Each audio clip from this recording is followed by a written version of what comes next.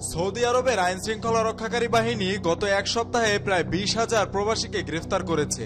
আবাসন, শ্রম এবং সীমান্ত সুরক্ষা আইন লঙ্ঘনের অভিযোগে এই অভিযান চালানো হয়, যা সৌদি সরকার এবং স্থানীয় গণমাধ্যমগুলোর মাধ্যমে ঘোষণা করা হয়েছে। শনিবার সৌদি গেজেটের এক প্রতিবেদনে জানানো হয়, 14 নভেম্বর থেকে 20 নভেম্বর পর্যন্ত সৌদি আরবের বিভিন্ন অঞ্চলে পরিচালিত যৌথ নিরাপত্তা অভিযানে মোট 19,696 জন অবৈধ প্রবাসীকে গ্রেফতার করা হয়েছে। সৌদি স্বরাষ্ট্র মন্ত্রণালয় এই অভিযান পরিচালনার সময় সংশ্লিষ্ট সরকারি সংস্থাগুলির সহযোগিতায় কাজ করেছে। প্রতিবেদনটি অনুযায়ী গ্রেফতার হওয়া প্রবাসীদের মধ্যে 11,336 জন সৌদি আরবের রেসিডেন্সি আইন লঙ্ঘনকারী, 5,176 জন সীমান্ত সুরক্ষা আইন লঙ্ঘনকারী এবং 3,184 জন শ্রম আইন লঙ্ঘনকারী রয়েছেন।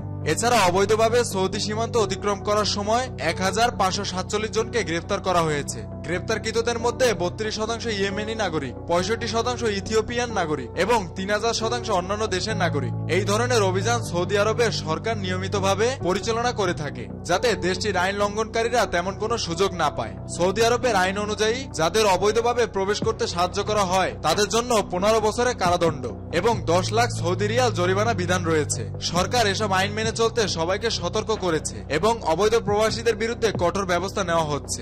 এদিকে সৌদি আরবে বর্তমানে প্রায় 3,48 লাখ মানুষ বসবাস করছেন এবং সারা বিশ্বের বিভিন্ন দেশ থেকে লাখ লাখ অভিবাসী শ্রমিক সৌদি আরবে কর্মরত। দেশটির স্থানীয় গণমাধ্যম নিয়মিতভাবে আইন ভঙ্গকারী এবং অবৈধ প্রবাসীদের গ্রেপ্তারের খবর প্রচার করছে। তাছাড়া সৌদি কর্তৃপক্ষ আইন ভঙ্গকারীদের সম্পর্কে তথ্য দেওয়ার জন্য সরকারি হেল্পলাইন চালু করেছে। মক্কা, রিয়াদ এবং পূর্বাঞ্চলীয় প্রদেশের বাসিন্দারা 911 নম্বরে কল করে এবং অন্যান্য অঞ্চলের বাসিন্দারা 999 বা 996 নম্বরে কল করে তথ্য দিতে পারেন। মেহেদী হাসান বাপ্পি, খুলনা গেজেট।